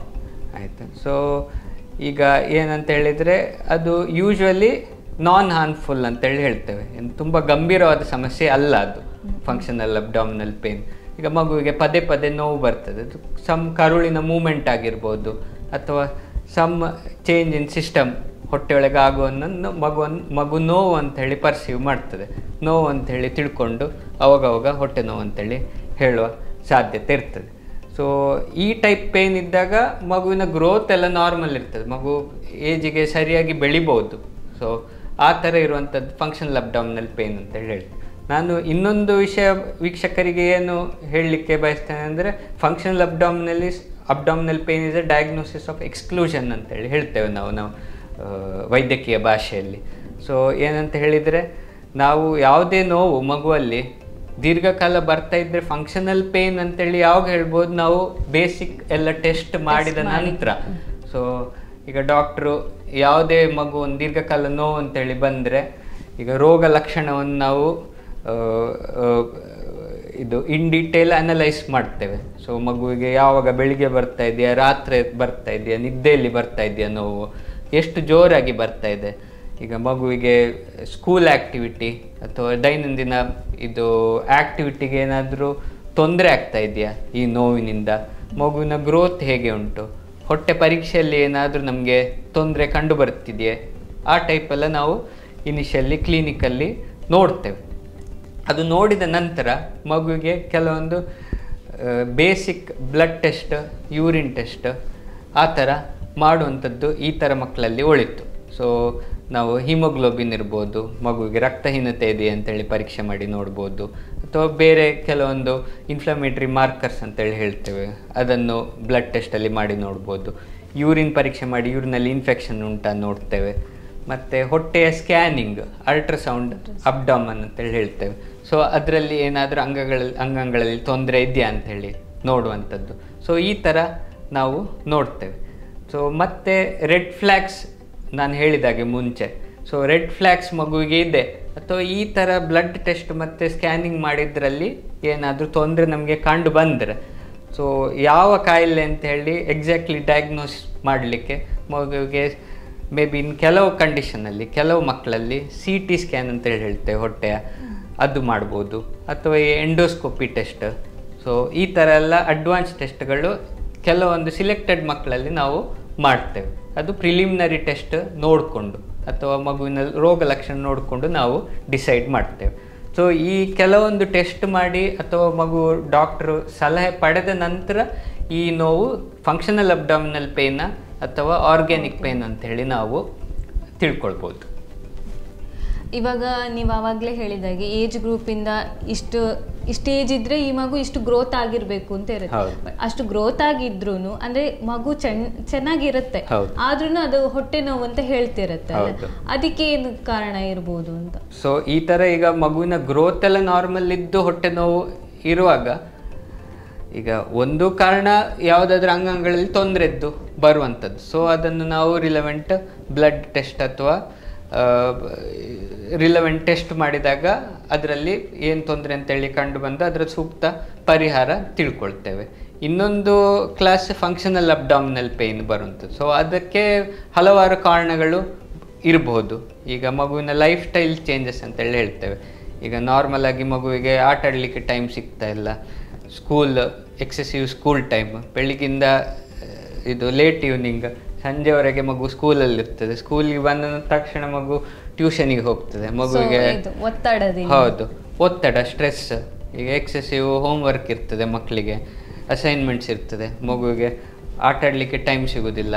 ಸೊ ಆ ಥರ ಇರ್ಬೋದು. ಎಕ್ಸೆಸಿವ್ ಸ್ಕ್ರೀನ್ ಟೈಮ್ ಇರ್ಬೋದು. ಕೆಲವೊಂದು ಮಕ್ಕಳು ಈಗ ಯೂಟ್ಯೂಬು ಅಥವಾ ಕಾರ್ಟೂನ್ ಅಥವಾ ಆ ಥರದ್ರಲ್ಲಿ ತುಂಬ ಅಡಿಕ್ಷನ್ ಇದೆ. ಸೊ ಹೊರಗಡೆ ಹೋಗಿ ಆಟ ಆಡೋದಿಲ್ಲ, ಫಿಸಿಕಲ್ ಆ್ಯಕ್ಟಿವಿಟಿ ಕಮ್ಮಿ ಆಗಿದೆ. ಹೊರಗಡೆ ಹೋಗಿ ಓಡಾಡುವಂಥದ್ದು, ಆಟ ಆಡುವಂಥದ್ದು, ಕೂತ್ಕೊಂಡು ಮೊಬೈಲ್ ನೋಡ್ತಾ ಇರ್ತದೆ ಆಲ್ ದ ಟೈಮ್. ಸೊ ಆ ಥರ ಇರೋದ್ರಿಂದಲೂ ಮಗುವಿಗೆ ಸೈಕಾಲಜಿಕಲ್ ಇಂಪ್ಯಾಕ್ಟ್ ಆಗಿ ಹೊಟ್ಟೆ ನೋವು ಬರ್ಬೋದು. ಚೇಂಜ್ ಇನ್ ಡಯಟ್ರಿ ಹ್ಯಾಬಿಟ್ಸ್ ಅಂತೇಳಿ ಹೇಳ್ತೇವೆ. ಈಗ ನಮ್ಮ ಮುಂಚಿನ ಆಹಾರ ಪದ್ಧತಿಗೂ ಈ ಇದು ಜನ್ರೇಷನ್ನ ಮಕ್ಕಳ ಆಹಾರ ಪದ್ಧತಿಗೂ ಸ್ವಲ್ಪ ವ್ಯತ್ಯಾಸ ಇದೆ. ಸೊ ವೆಸ್ಟರ್ನೈಸ್ ಡಯಟ್, ಪಾಶ್ಚಿಮಾತ್ಯ ಶೈಲಿದು, ಪಿಜ್ಜಾ ಆಗಲಿ ಬರ್ಗರ್ ಆಗಲಿ ಆ ಟೈಪ್ ರೆಗ್ಯುಲರ್ಲಿ ತಿನ್ನುವಂಥದ್ದು, ಜ್ಯೂಸಸ್, ಕಾರ್ಬೋನೇಟೆಡ್ ಬೆವರೇಜಸ್. ಸೊ ಅದರ ಬಗ್ಗೆ ಎಲ್ಲ ನಾವು ಇನ್ನು ಡೀಟೇಲ್ ಆಗಿ ಫರ್ದರ್ ಡಿಸ್ಕಷನ್ ಮಾಡುವ. ಮತ್ತು ಚೇಂಜ್ ಇನ್ ಬೌವೆಲ್ ಬ್ಲಾಡರ್ ಹ್ಯಾಬಿಟ್ಸ್ ಅಂತೇಳಿ ಹೇಳ್ತೇವೆ. ಅಂದರೆ ಈಗ ಮಗು ರೆಗ್ಯುಲರ್ ಆಗಿ ಮೋಷನ್ ಮಾಡಬೇಕಾಗ್ತದೆ, ಕ್ಲಿಯರ್ ಆಗಿ ದಿನ ಒಂದು ಸತಿ ಅಥವಾ 2 ಸತಿ ಕ್ಲಿಯರ್ ಆಗಿ ಮಾಡುವಂಥದ್ದು. ಈಗ ಹಲವಾರು ಕಾರಣಗಳಿಂದ ಸೊ ಅದು ಚೇಂಜ್ ಆಗಿ ಮಲಬದ್ಧತೆ ಆಗಿ, ಸೊ ಈ ಥರ ಎಲ್ಲ ತೊಂದರೆಗಳು ಈ ಥರ ಅಂದರೆ ಗಂಭೀರ ಇಲ್ಲದ, ಈಗ ಮಕ್ಕಳು ಹುಷಾರಿದ್ದಾರೆ ಬಟ್ ಅವಾಗ ಹೊಟ್ಟೆ ನೋವು ಆಗ್ತಾ ಇದೆ. ಸೊ ಆ ಥರದವರಲ್ಲಿ ಈ ಥರ ಎಲ್ಲ ತೊಂದರೆ ಕಂಡು ಬರ್ಬೋದು. ಇನ್ನು ಕೆಲವಂತ ಹೇಳಿದರೆ ಅಬ್ಯೂಸ್ ಅಂತೇಳಿ ಹೇಳ್ತೇವೆ. ಈಗ ಕೆಲವೊಂದು ಮಕ್ಕಳು, ಎಸ್ಪೆಷಲಿ ಸಣ್ಣ ಮಕ್ಕಳಿಗೆ ಹೇಳಲಿಕ್ಕೆ ಬರಲಿಕ್ಕಿಲ್ಲ. ಸೊ ಕೇರ್ ಟೇಕರ್, ಈಗ both the parents might be working. ಈಗ ಮಕ್ಕಳ ಇಬ್ಬರು ಪೋಷಕರು ರೆಗ್ಯುಲರ್ಲಿ ಏನಾದರೂ ಕೆಲಸಕ್ಕೆ ಹೋಗ್ತಾ ಇರ್ಬೋದು. ಸೊ ಅವರ ಕೇರ್ ಟೇಕರ್ ಬೇರೆಯವರು ಇರೋ ಚಾನ್ಸಸ್ ಇದೆ. ಸೊ ಈಗ ಅವರು ಮಕ್ಕಳಿಗೆ ಏನಾದರೂ ತೊಂದರೆ ಮಾಡುವಂಥದ್ದು, ಈಗ ಫಿಸಿಕಲ್ ಅಸಾಲ್ಟ್ ಆಗಿರ್ಬೋದು, ಇಮೋಷ್ನಲ್ ಅಸಾಲ್ಟ್ ಅಂತೇಳಿ ಚೆನ್ನಾಗಿ ನೋಡ್ಕೊಳ್ತಾ ಇಲ್ಲ, ಅದರಿಂದಾಗಿ ಮಗು ಸ್ಟ್ರೆಸ್ ಆಗಿ ಮಗು ಹೇಳಲಿಕ್ಕೆ ಬಾರದೆ ಹೊಟ್ಟೆ ನೋವು ಅಂತೇಳಿ ಹೇಳುವ ಚಾನ್ಸಸ್ಸು ಇರ್ತದೆ. ಈಗ ಸ್ಕೂಲಿಗೆ ಹೋಗುವ ಮಕ್ಕಳಲ್ಲಿ ಅಸಾಲ್ಟ್ ಅಥವಾ ಅಬ್ಯೂಸ್ ಬೈ ಅದರ್ ಚಿಲ್ಡ್ರನ್, ಈಗ ಮಕ್ಕಳಲ್ಲಿ ಬೇರೆ ಮಕ್ಕಳಿರ್ಬೋದು, ಇವನ ಮೇಲೆ ಟಾರ್ಗೆಟ್ ಮಾಡಿ ಎಲ್ಲರೂ ಚೈಲ್ಡ್ ಬುಲ್ಲಿಂಗ್ ಅಂತೇಳಿ ಹೇಳ್ತೇವೆ. ಸೊ ಆ ಥರ ತೊಂದರೆ ಇರ್ಬೋದು.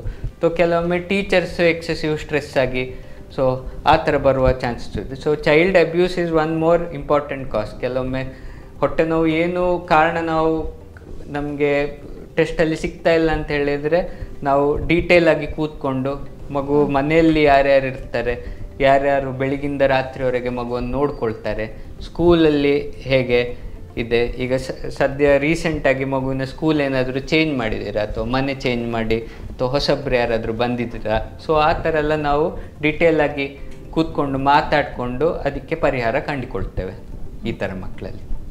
ಈಗ ಹೊಟ್ಟೆ ನೋವಿಗೆ ಮಲಬದ್ಧತೆ ಕಾನ್ಸ್ಟಿಪೇಷನ್ ಅದು ಕೂಡ ಒಂದು ಕಾರಣ ಅಂತ ನೀವು ಆಲ್ರೆಡಿ ಹೇಳಿದ್ರಿ. ಅದನ್ನು ತಪ್ಪಿಸ್ಲಿಕ್ಕೆ ಪೇರೆಂಟ್ಸ್ ಏನೆಲ್ಲ ಮಾಡ್ಬೋದು ಅವರ ಲೈಫ್ ಸ್ಟೈಲ್ ಅಲ್ಲಿ? ಹೌದು, ಇದು ಈಗ ತುಂಬ ರಿಲೆವೆಂಟ್ ಕ್ವಶನ್ ಈಗಿನ ಜನ್ರೇಷನಲ್ಲಿ. ಈಗ ನಾನು ನನ್ನ ಕ್ಲಿನಿಕಲ್ಲಿ ಈಗ ಸದ್ಯ ನೋಡಿದ ಹಾಗೆ ಆಲ್ಮೋಸ್ಟ್ ಹೊಟ್ಟೆ ನೋವಿಂದ ಬರೋರಲ್ಲಿ ಮಲಬದ್ಧತೆ ಒಂದು ತುಂಬ ಇಂಪಾರ್ಟೆಂಟ್ ಕಾಸ್ ಆಗಿದೆ. ತುಂಬ ಮಕ್ಕಳಲ್ಲಿ ನಾನು ಮಲಬದ್ಧತೆಯನ್ನು ನೋಡ್ತೇನೆ. ಈಗ ಹೊಟ್ಟೆ ನೋವು ಅಂತ ಬರ್ಬೋದು, ಕೆಲವೊಬ್ರು ಮಲಬದ್ಧತೆ ಅಂತಲೇ ಬರ್ತಾರೆ.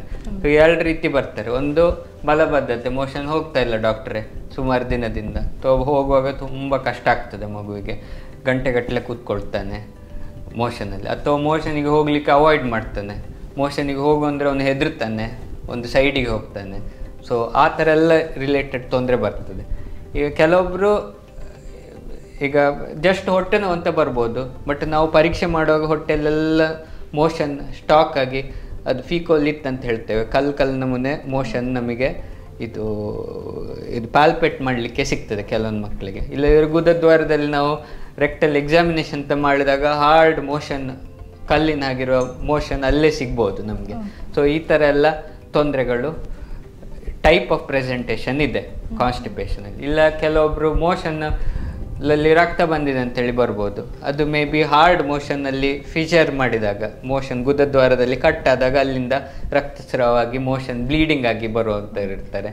ಕೆಲವೊಬ್ಬರು ಪದೇ ಪದೇ ಮೋಷನ್ ಹೋಗ್ತಾ ಇದೆ ಡಾಕ್ಟ್ರ್ ಅಂತೇಳಿ ಬರ್ತಾರೆ, ಲೂಸ್ ಮೋಷನ್ ಆಗಿದೆಯಾ ಮಗುವಿಗೆ ಅಂತ. ಬಟ್ ನೋಡಿದಾಗ ಮಗು ಸ್ವಲ್ಪ ಸ್ವಲ್ಪ ಸ್ವಲ್ಪ ಸ್ವಲ್ಪ ಸ್ವಲ್ಪ ಸ್ವಲ್ಪ ಕಷ್ಟಪಟ್ಟು ಹೋಗ್ತಾ ಇದೆ ಮೋಷನ್, ಬಟ್ ಕ್ಲಿಯರ್ ಆಗಿ ಹೋಗ್ತಾ ಇಲ್ಲ.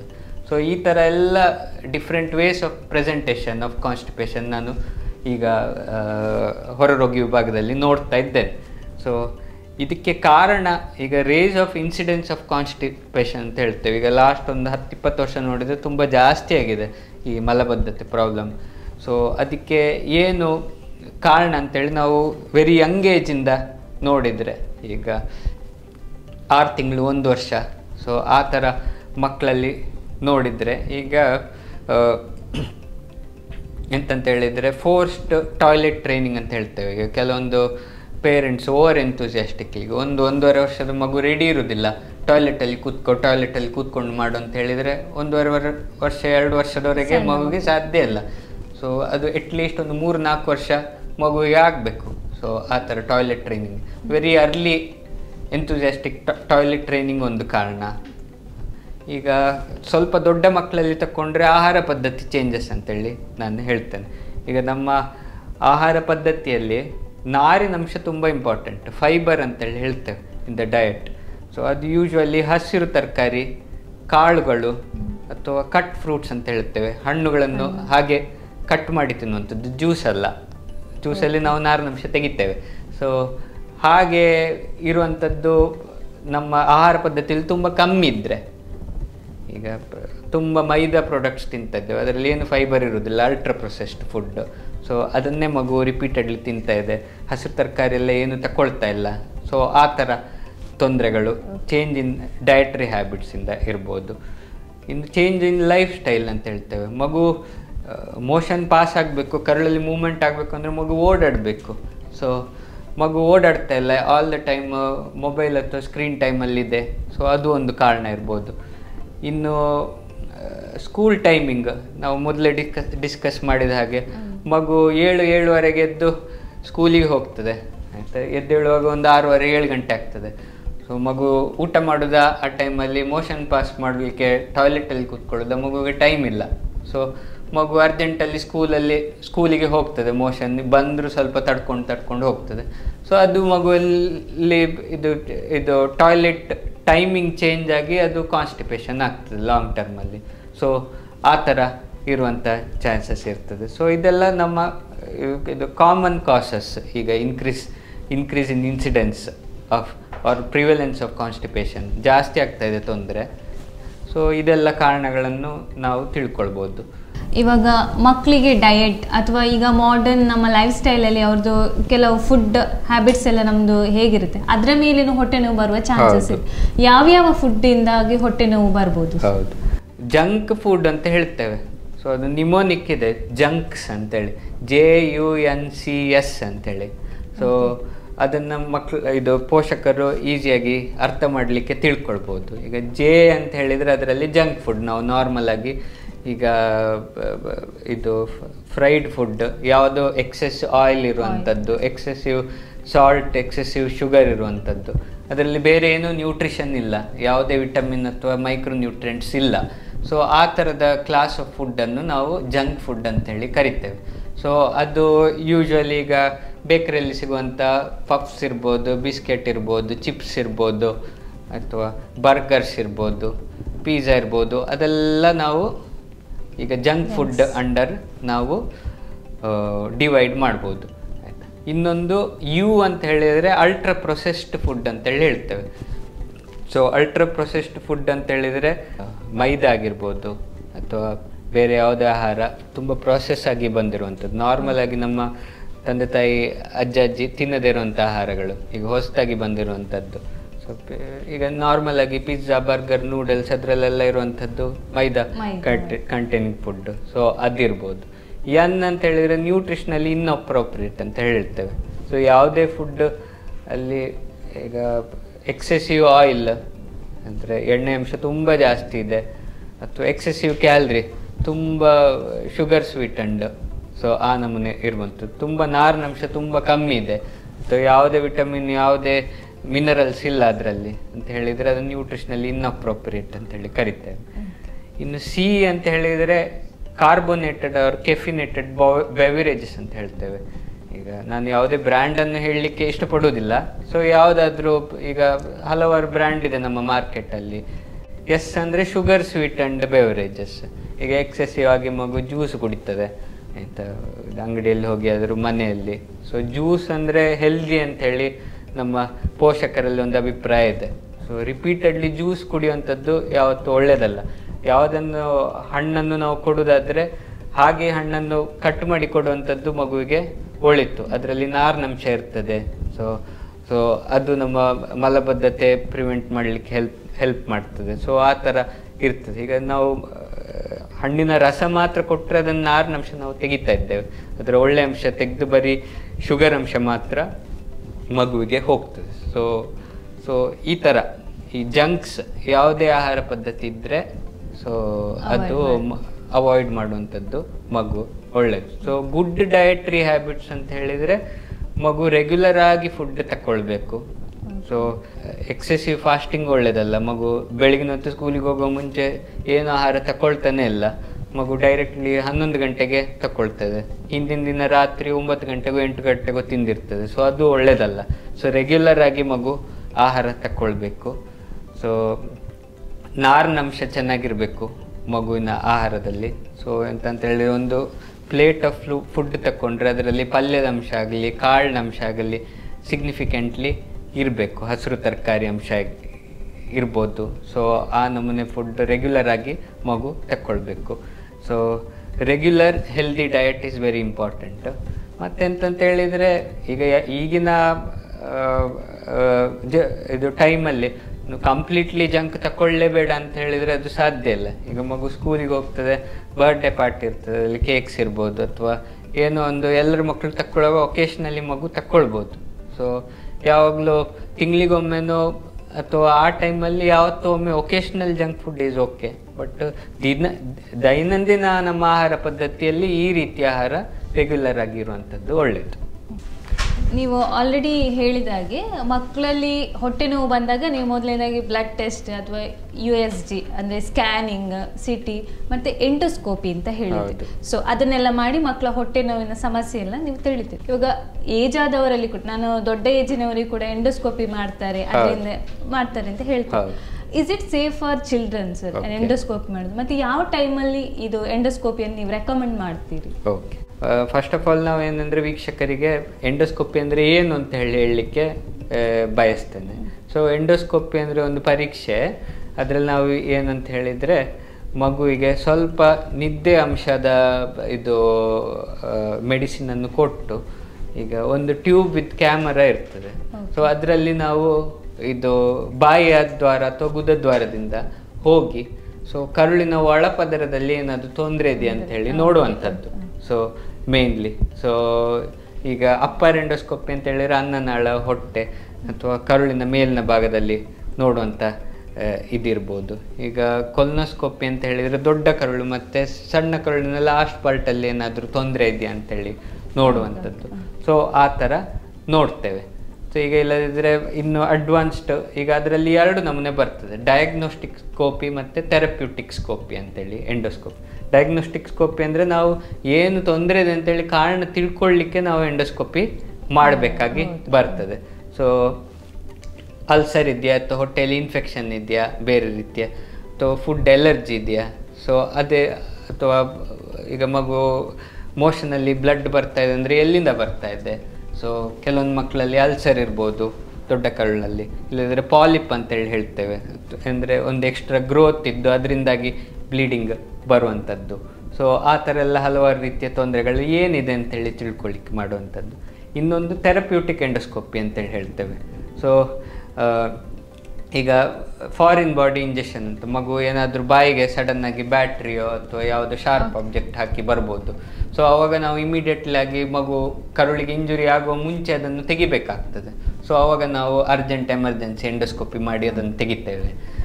ಇಲ್ಲದಿದ್ದರೆ ಯಾವುದಾದ್ರೂ ಮಗು ರಕ್ತವಾಂತಿ ಅಥವಾ ಆ ಥರ ತೊಂದರೆಗಳು ಬಂದಾಗ ನಾವು ಎಂಡೋಸ್ಕೋಪಿ ಮಾಡಿ ಅಲ್ಲಿ ಲೋಕಲ್ ಥೆರಪಿ ಅಂತೇಳಿ ಮಾಡ್ತೇವೆ. ಅಲ್ಲಿ ಏನೋ ಇಂಜೆಕ್ಷನ್ ಕೊಟ್ಟು ಅದನ್ನು ರಕ್ತಸ್ರಾವವನ್ನು ನಿಲ್ಲಿಸುವಂಥದ್ದು, ಅಥವಾ ಬ್ಯಾಂಡಿಂಗ್ ಅಂಥೇಳಿ, ಅಂದರೆ ಯಾವುದಾದ್ರೂ ರಕ್ತನಾಳ ಒಡ್ಕೊಂಡು ಅಲ್ಲಿಂದ ಬ್ಲೀಡಿಂಗ್ ಆಗ್ತಾಯಿದ್ರೆ ಅದನ್ನು ಬ್ಲಾಕ್ ಮಾಡುವಂಥದ್ದು.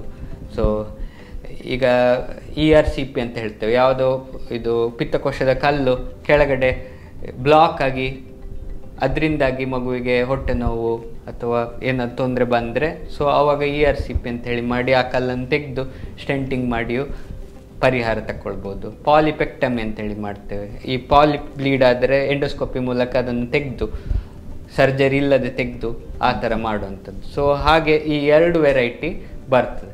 ಸೊ ನಾನು ವೀಕ್ಷಕರಿಗೆ ಏನು ಹೇಳಲಿಕ್ಕೆ ಬಯಸ್ತೇನೆ ಅಂದರೆ, ಈಗ ಎಂಡೋಸ್ಕೋಪಿಯಲ್ಲಿ ತುಂಬ ಅಡ್ವಾನ್ಸಸ್ ಬಂದಿದೆ. ಸೊ ಈಗ ಮುಂಚಿನ ಕಾಲದ ಹಾಗೆ ರಿಜಿಡ್ ಎಂಡೋಸ್ಕೋಪಿ ಅಂತೇಳಿ ಇರ್ತಿತ್ತು. ಸೊ ಈಗ flexible fibre optic endoscopy system ಅಂತೇಳಿ ಈಗ ನಮ್ಮ AJ ಆಸ್ಪತ್ರೆಯಲ್ಲೇ ನಾವು ನೋಡಿದರೆ ತುಂಬ ಈಗ ಅಡ್ವಾನ್ಸ್ಡ್ ಎಂಡೋಸ್ಕೋಪಿ ಸಿಸ್ಟಮ್ ಇದೆ ಈಗ ನಮ್ಮಲ್ಲಿ. ಈಗ ಸಣ್ಣ ಮಕ್ಕಳಿಂದ ಹಿಡಿದು, ಈಗ ಇವನ್ ನವಜಾತ ಶಿಶುವಿಂದ ಹಿಡಿದು ದೊಡ್ಡ ಮಕ್ಕಳವರೆಗೂ ಬೇಕಾಗುವಂಥ ಸಲಕರಣೆಗಳು ನಮ್ಮಲ್ಲಿ ಇದೆ ಈಗ AJ ಆಸ್ಪತ್ರೆಯಲ್ಲಿ. ಸೊ ಈಗ ಈಗಿನ ಇದರಲ್ಲಿ ಇದು ಕಂಪ್ಲೀಟ್ಲಿ ಸೇಫ್ ಪ್ರೊಸೀಜರ್. ನಮ್ಮಲ್ಲಿ ಇದು ಮಕ್ಕಳಿಗೆ ಸೆಡೆಟ್ ಮಾಡುವಂಥ ಪರಿಣತ ಡಾಕ್ಟರ್ ಇದ್ದಾರೆ. ಸೊ ಎಂಡೋಸ್ಕೋಪಿಗೆ ಮೋಸ್ಟ್ ಆಫ್ ದ ಟೈಮ್ ನಮಗೆ ಮೈಲ್ಡ್ ಸೆಡೇಷನ್ ಬೇಕಾಗುವಂಥದ್ದು, ದೊಡ್ಡ ಅನೆಸ್ಥೇಸಿಯಾ ಅವಶ್ಯಕತೆ ಬರುವುದಿಲ್ಲ. ಅದನ್ನು ನಾವು ಮಕ್ಕಳಿಗೆ ಸೇಫಾಗಿ ಕೊಡ್ಬೋದು. ಮತ್ತು ಈಗಿನ ಅಡ್ವಾನ್ಸ್ಡ್ ಎಂಡೋಸ್ಕೋಪಿ ಸಿಸ್ಟಮಲ್ಲಿ ಮಗುವಿಗೆ ಕರುಳಿಗೆ ಏನು ಎಂಡೋಸ್ಕೋಪಿ ಮಾಡೋದ್ರಿಂದಾಗಿ ಏನು ತೊಂದರೆ ಆಗುವ ಚಾನ್ಸಸ್ ಇರುವುದಿಲ್ಲ. ಮತ್ತೇನು ಅಂತ ಹೇಳಿದ್ರೆ ಇದೊಂದು ಶಸ್ತ್ರಚಿಕಿತ್ಸೆ ಅಲ್ಲ. ಓಕೆ, ಕೆಲವೊಬ್ರು ಏನಂತ ಹೇಳಿದ್ರೆ ಎಂಡೋಸ್ಕೋಪಿ ಮಾಡಬೇಕು ಅಂತ ಹೇಳುವಾಗ ಇದೊಂದು ದೊಡ್ಡ ಶಸ್ತ್ರಚಿಕಿತ್ಸೆ ಅಂತ ಹೇಳಿ ಹೆದರ್ಕೊಳ್ತಾರೆ. ಸೊ ಇದು ಕಂಪ್ಲೀಟ್ಲಿ ನಾನ್ ಇನ್ವೆಸಿವ್. ಇದರಲ್ಲಿ ಏನು ನಾವು ಮಗುವಿನ ಹೊಟ್ಟೆ ಓಪನ್ ಮಾಡಲಿಕ್ಕಿಲ್ಲ ಅಥವಾ ಏನು ಸರ್ಜರಿ ಶಸ್ತ್ರಚಿಕಿತ್ಸೆ ಮಾಡುವಂಥದ್ದಿಲ್ಲ. ಇದು ನಾರ್ಮಲ್ ನ್ಯಾಚುರಲ್ ಆರಿಫೈಸಿಂದ ಹೋಗುವಂಥದ್ದು. ಈಗ ಬಾಯಿ ಆಗಿರ್ಬೋದು, ಗುದದ್ವಾರ ನಾರ್ಮಲ್ ಆಗಿ ಓಪನಿಂಗ್ ಇರುವಂಥದ್ದು. ಸೊ ಅದರಲ್ಲಿ ನಾವು ಹೋಗಿ ಏನು ಅಂತೇಳಿ ಕಾರಣ ಅಂತೇಳಿ ತಿಳ್ಕೊಳ್ತೇವೆ. ಸೊ ಈ ಥರ ನಾವು ಎಂಡೋಸ್ಕೋಪಿ ಮಾಡಿ ಅದರಲ್ಲಿ ಏನು ತೊಂದರೆ ಅಂತ ಹೇಳಿ ತಿಳ್ಕೊಳ್ತೇವೆ. ಈಗ ಸಡನ್ ಆಗಿ ಮನೆಯಲ್ಲಿ ಮಗುವಿಗೆ ಹೊಟ್ಟೆ ನೋವು ಸ್ಟಾರ್ಟ್ ಆಯ್ತು, ಅವಾಗ ಮನೆಯಲ್ಲಿ ಈಗ ಪೇರೆಂಟ್ಸ್ ಈಗ ಫಸ್ಟ್ ಏಡ್ ಅಥವಾ ಈಗ ಮನೆ ಮದ್ದು ಏನಾದರೂ ಕೊಡ್ಬೋದಾ ಹಾಸ್ಪಿಟಲ್ ಬರುವ ಮೊದಲು? ಯಾವುದೇ ಮಗು ಸಡನ್ ಆಗಿ ತುಂಬ ಜೋರಾಗಿ ಈಗ ಹೊಟ್ಟೆ ನೋವು ಅಂತ ಹೇಳಿದರೆ ಹಾಸ್ಪಿಟ್ಲಿಗೆ ಬರಲಿಕ್ಕೆ ಅಟ್ಲೀಸ್ಟ್ ಮಕ್ಕಳಿಗೆ ಇದು ಪೋಷಕರಿಗೆ ಸ್ವಲ್ಪ ಆದರೂ ಟೈಮ್ ತಗೊಳ್ತದೆ. ದೂರದಿಂದ ಬರೋರು ಇರ್ಬೋದು, ಕೆಲವೊಂದು ಗಂಟೆಗಳು ತಗೊಳ್ಳುವ ಚಾನ್ಸಸ್ ಇರ್ತದೆ. ಸೊ ಅಲ್ಲಿವರೆಗೆ ಪೋಷಕರು ಏನು ಮಾಡಬೇಕು ಅಂತ ನಾನು ಹೇಳಲಿಕ್ಕೆ ಬಯಸ್ತೇನೆ. ಸೊ ಈಗ ಓವರ್ ದ ಕೌಂಟರ್ ಡ್ರಗ್ಸ್ ಅಂತೇಳಿ ಹೇಳ್ತೇವೆ. ಈಗ ಯಾವುದೇ ಮೆಡಿಕಲಲ್ಲಿ ಹತ್ತಿರ ಹೋದರೆ ಪ್ಯಾರಾಸಿಟಮಾಲ್ ಮೆಡಿಸಿನ್ ಸಿಗ್ತದೆ. ಸೊ ಅದರಲ್ಲಿ ಏಜ್ ಅಪ್ರಾಪ್ರಿಯೇಟ್ ಡೋಸ್ ನಾವು ಕೊಡಬೇಕಾಗ್ತದೆ. ಸೊ ಅಂದರೆ ಮಗುವಿನ ತೂಕದ ಮೇಲೆ ಅದಕ್ಕೆ ಮಗುವಿಗೆ ಎಷ್ಟು ಡೋಸೇಜ್ ಬೀಳ್ತದೆ ಅದನ್ನು ಸೇಫಾಗಿ ಪ್ಯಾರಾಸಿಟಮಾಲ್ ಮೆಡಿಸಿನ್ ನಾವು ಕೊಡ್ಬೋದು. ಈಗ ಅದು ಬಿಟ್ಟರೆ ಬೇರೆ ಯಾವುದು ಮೆಡಿಸಿನ್ನು ಡಾಕ್ಟ್ರ್ ಸಲಹೆ ಇಲ್ಲದೆ ಪೋಷಕರು ಮಕ್ಕಳಿಗೆ ಕೊಡುವುದು ಅಷ್ಟು ಸೂಕ್ತ ಅಂತೇಳಿ ನನಗೆ ಅನಿಸೋದಿಲ್ಲ. ಇನ್ನು ಏನಂತ ಹೇಳಿದರೆ ಮಗುವಿಗೆ ವಾರ್ಮ್ ಕಂಪ್ರೆಸರ್ಸ್, ಹೊಟ್ಟೆ ನೋವಿದ್ರೆ ಒಂದು ಸ್ವಲ್ಪ ಬಿಸಿ ನೀರಿನ ಶಾಖ ಟೈಪ್ ಮಗುವಿಗೆ ಕೊಡ್ಬೋದು. ಇಲ್ಲದಿದ್ದರೆ ಮಸಾಜ್ ಮಾಡ್ಬೋದು. ಈಗ ಹೊಟ್ಟೆಯನ್ನು massage oil or something massage ಮಾಡಿ ಹೊಟ್ಟೆ ನೋವು ಕಮ್ಮಿ ಆಗ್ತದ ಅಂಥೇಳಿ ನೋಡುವಂಥದ್ದು. ಇಲ್ಲದಿದ್ದರೆ ಕಾಮಿಂಗ್ ದ ಚೈಲ್ಡ್, ಅಂದರೆ ಮಗು ಆಲ್ರೆಡಿ ಹೊಟ್ಟೆ ನೋವು ಅಂತೇಳಿ ಹಾರಾಡ್ತಾ ಇರ್ತದೆ. ಸೊ ಅವಾಗ ಪೋಷಕರು ಪ್ಯಾನಿಕ್ ಆದರೆ, ಪೋಷಕರು ಟೆನ್ಷನ್ ಮಾಡಿಕೊಂಡ್ರೆ ಮಗುವಿನ ತೊಂದರೆ ಇನ್ನೂ ಜಾಸ್ತಿ ಆಗುವ ಚಾನ್ಸಸ್ ಇರ್ತದೆ. ಸೊ ಅವಾಗ ಮಗುವನ್ನು ನಾವು ಕಾಮ್ ಮಾಡಬೇಕು. ಏನು ತೊಂದರೆ ಇಲ್ಲ, ನಾವು ಆಸ್ಪತ್ರೆಗೆ ಹೋಗ್ತಾ ಇದ್ದೇವೆ, ಅದರಲ್ಲಿ ಸರಿಯಾದ ಸೂಕ್ತ ಸಲಹೆ ತಗೊಂಡು ಸೂಕ್ತ ಟ್ರೀಟ್ಮೆಂಟ್ ಕೊಟ್ಟು ಹೊಟ್ಟೆ ನೋವು ಕಮ್ಮಿ ಆಗ್ತದೆ ಅಂತೇಳಿ ಮಗುವಿಗೆ ತಿಳಿ ಹೇಳಿ ಮಗುವನ್ನು ಸ್ವಲ್ಪ ಕಾಮ್ ಮಾಡಬೇಕು. ಹೈಡ್ರೇಷನ್ ಅಂದರೆ ಮಗುವಿಗೆ ನೀರು ಅಥವಾ ಸೂಕ್ತವಾದ ಆಹಾರ ಕೊಟ್ಟು ಮಗುವನ್ನು ಡಿಹೈಡ್ರೇಷನ್ ಹೋಗದಾಗೆ ನೋಡ್ಕೊಳ್ಳುವಂಥದ್ದು. ಲಿಕ್ವಿಡ್ ಡಯಟ್, ಬೊಂಡ ನೀರಾಗಿರ್ಬೋದು, ಎಳ್ನೀರು, ಸೊ ಆ ಥರ ಆಹಾರ ಕೊಟ್ಟು ಹೈಡ್ರೇಷನ್ ಮಾಡುವಂಥದ್ದು. ಈ ಥರ ಎಲ್ಲ ಫಸ್ಟ್ ಏಡ್ ನಾವು ಮನೆಯಲ್ಲಿ ಮಾಡ್ಬೋದು. ಇನ್ನು ಕೆಲವು ಈಗ ಹಳೆ ಕಾಲದಲ್ಲಿ ಈಗ ಓಮದ ನೀರು ಅಥವಾ ಶುಂಠಿ ನೀರ, ಸೊ ಆ ಥರ ಕೊಡ್ತಾ ಇದ್ರು ಹೊಟ್ಟೆ ನೋವಿಗೆ. ಅದರಿಂದ ಕೊಟ್ಟರೆ ಏನು ಹಾರ್ಮ್ ಅಂತೂ ಇಲ್ಲ, ಆಯಿತು. ಒಂದು ಸ್ವಲ್ಪ ಒಂದು ಲಿಮಿಟೆಡ್ ಅಮೌಂಟಲ್ಲಿ ಕೊಟ್ಟು ಪ್ರಯತ್ನ ಮಾಡ್ಬೋದು. ಅದರ ನಂತರ ಸೂಕ್ತವಾದ ಇದು ಮಕ್ಕಳ ತಜ್ಞರು ಅಥವಾ ಮಕ್ಕಳ ಹೊಟ್ಟೆ ತಜ್ಞರು ಬಂದು ಅವರ ಸಲಹೆ ತಗೊಳ್ಳೋದು ಉತ್ತಮ. ಈಗ ಮಗುವಿನ ಆರೋಗ್ಯವನ್ನು ಅಥವಾ ಕರುಳಿನ ಆರೋಗ್ಯವನ್ನು ಕಾಪಾಡಲಿಕ್ಕೆ ಅವರ ಡೈಲಿ ರುಟೀನಲ್ಲಿ ಏನೆಲ್ಲ ಚೇಂಜ್ ಮಾಡ್ಬೋದು, ಅದರಿಂದಾಗಿ ಏನೆಲ್ಲ ಮಕ್ಕಳ ಆರೋಗ್ಯ ಇಂಪ್ರೂವ್ ಆಗ್ಬೋದು? ಮುಂಚೆಯಿಂದ ಹಿಪೋಕ್ರೆಟೇ ಹೇಳಿದ್ದಾರೆ, ಏನಂತ ಹೇಳಿದರೆ gut is the gateway for all the good health of the body ಅಂತೇಳಿ. ಈಗ ಮುಂಚೆಯಿಂದ ನಮ್ಮ ತಂದೆ ತಾಯಿ ಆಗಲಿ ಅಜ್ಜಂದ್ರಾಗಲಿ ಮುಂಚೆಯಿಂದ ಹೇಳ್ತಾ ಬಂದಿದ್ದಾರೆ, ನಮ್ಮ ಹೊಟ್ಟೆ ಆರೋಗ್ಯ ಸರಿ ಇದ್ದರೆ ಫುಲ್ ದೇಹದ ಆರೋಗ್ಯ ಸರಿ ಇರ್ತದಂತೆ. ಅದು ಒಂದು ರೀತಿಯಲ್ಲಿ ಅದು ಸರಿ. ಸೊ ಎಂತಂತ ಹೇಳಿದರೆ ನಾವು